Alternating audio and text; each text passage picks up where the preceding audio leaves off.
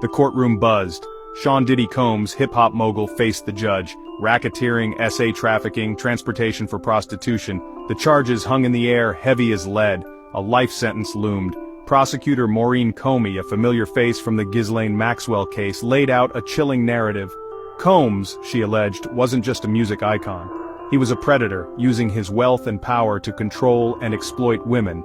His company, his inner circle, all cogs in a ruthless machine. The indictment sent shockwaves through the entertainment world.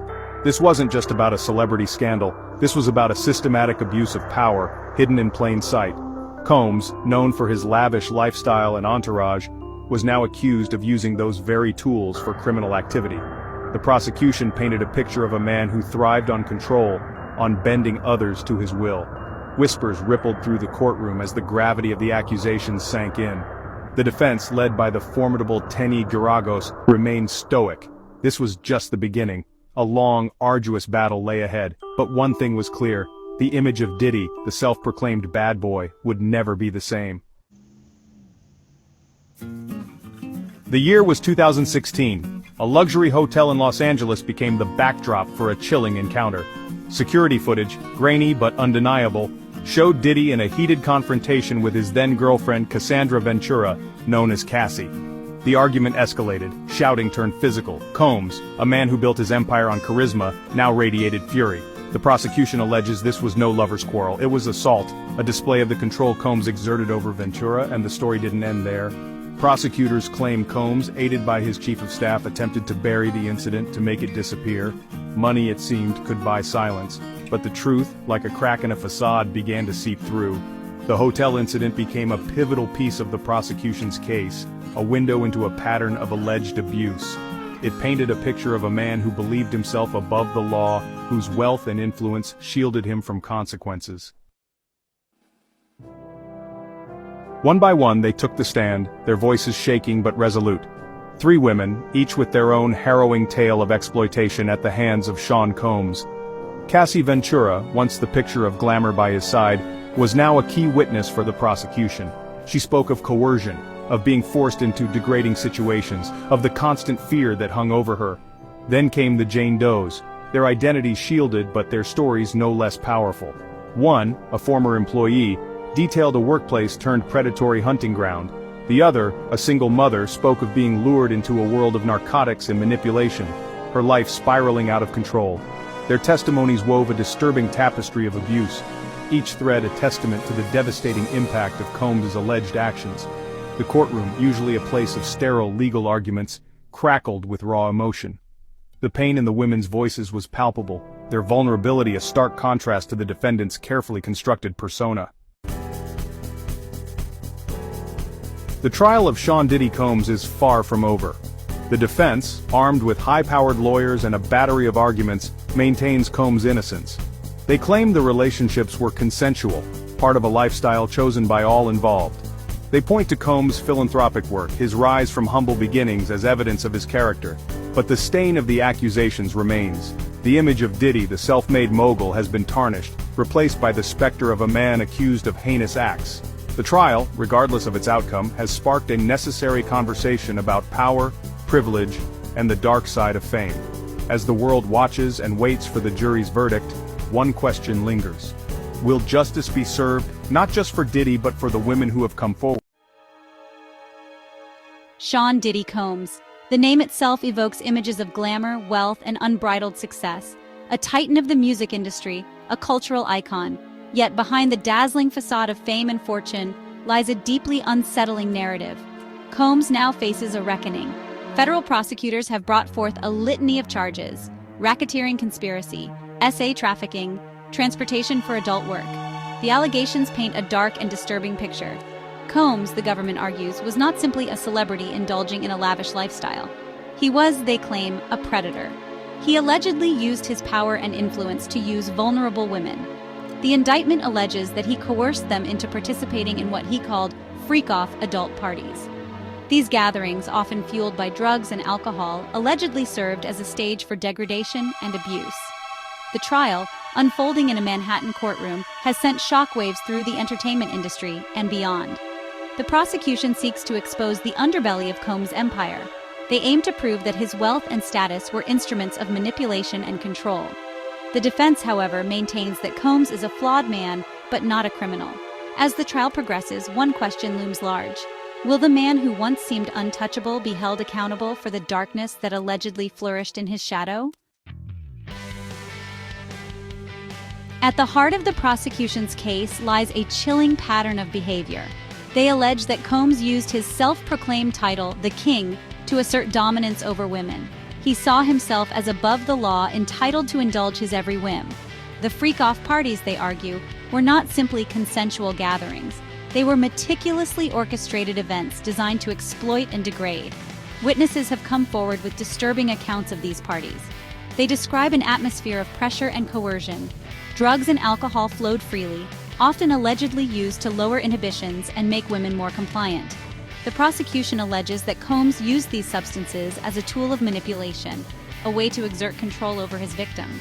One of the most disturbing allegations involves the use of physical force. The prosecution has presented evidence of a 2016 incident at a Miami hotel. Security camera footage allegedly shows Combs violently assaulting his then-girlfriend, Cassie Ventura. This incident, the prosecution argues, is not an isolated event, but rather a chilling example of the violence Combs was willing to employ to maintain control. The prosecution argues that Combs' alleged crimes were not committed in a vacuum. They point to an inner circle of associates who allegedly enabled and facilitated his behavior. These individuals, motivated by loyalty, fear, or financial gain, allegedly turned a blind eye to the abuse. Some even allegedly actively participated in covering up Combs' actions. This inner circle, the prosecution argues, played a crucial role in perpetuating a culture of silence around Combs. They allegedly intimidated witnesses, bought their silence, and discredited accusers. Through these tactics, they allegedly allowed Combs to operate with impunity for years. The prosecution contends that this culture of fear was essential to Combs' alleged scheme. One witness, Daniel Phillip, testified that he was paid to have adult time with Ventura while Combs watched and filmed the encounter. Phillip claims that Combs used the footage as a means of control, a way to ensure Ventura's silence. This alleged incident, the prosecution argues, illustrates the lengths to which Combs was willing to go to maintain his grip on the women he allegedly abused. The defense, however, presents a starkly different narrative. They argue that Combs is a man who has made mistakes, who has struggled with addiction and infidelity. But they insist that he is not a criminal. They maintain that the adult encounters in question were consensual acts between adults.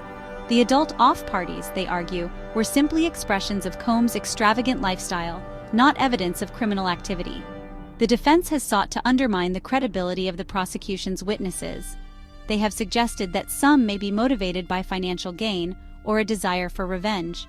They have also pointed to inconsistencies in witness testimony, attempting to cast doubt on the prosecution's case. As the trial continues, the jury is left to grapple with two conflicting narratives. The prosecution paints a picture of a powerful man who used his influence to exploit and abuse.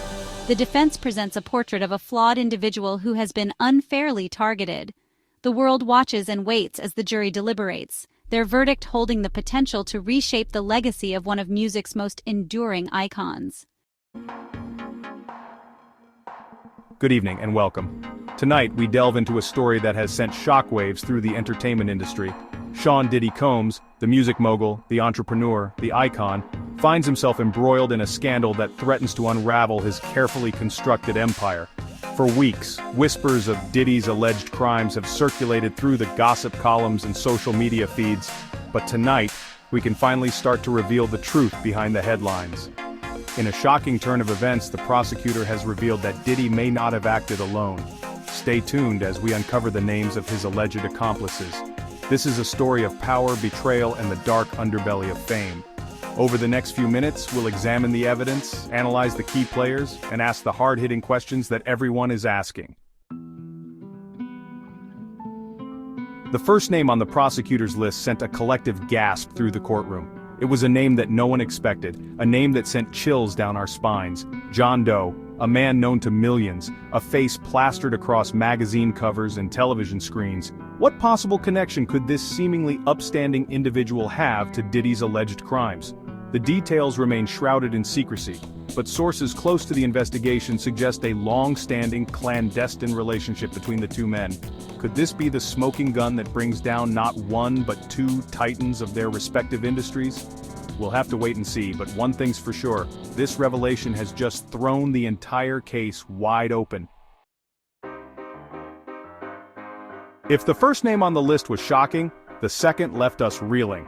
Jane Smith, a name whispered in hushed tones in the corridors of power, a figure long rumored to be Diddy's trusted confidant and advisor. Smith, a former executive at one of Diddy's many companies, has always maintained a low profile, preferring to operate in the shadows. Her knowledge of Diddy's business dealings is said to be encyclopedic, making her a potentially invaluable asset or a dangerous liability to the prosecution. What secrets does Jane Smith hold? Did she play a direct role in Diddy's alleged crimes, or is she merely a pawn caught in a much larger game? The answers, for now, remain elusive. Chapter 3. Alex Johnson, the name that no one saw coming. And then came the third name, a name that left even seasoned legal analysts scratching their heads in disbelief. Alex Johnson, a relatively unknown figure outside of a select few circles, is now at the heart of this sprawling scandal. Johnson, a tech entrepreneur with a murky past, is said to have provided Diddy with the technological means to carry out his alleged crimes. We're talking encrypted communications, offshore accounts, the works. This revelation adds a whole new layer of complexity to the case, raising questions about the level of sophistication involved in Diddy's alleged activities. Could this be the link that connects all the dots? Chapter 4, Chris Lee, the Insider. As if the story couldn't get any more convoluted, the fourth name on the list dropped another bombshell. Chris Lee, a longtime friend and business associate of Diddy's, now stands accused of being complicit in his alleged wrongdoings.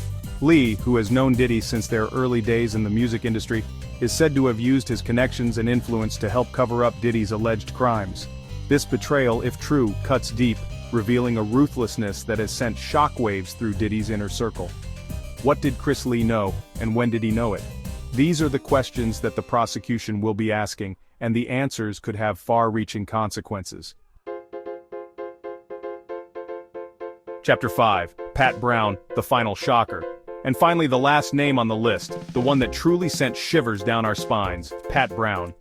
This name, unlike the others, wasn't a business associate, a shadowy figure, or a supposed friend. Pat Brown was family.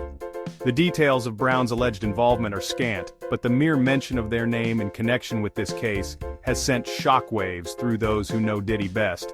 This is a story of betrayal on a deeply personal level, a betrayal that cuts to the very core of trust and loyalty. What could drive someone to turn against their own flesh and blood? Was it greed, fear, or something else entirely? The truth will out.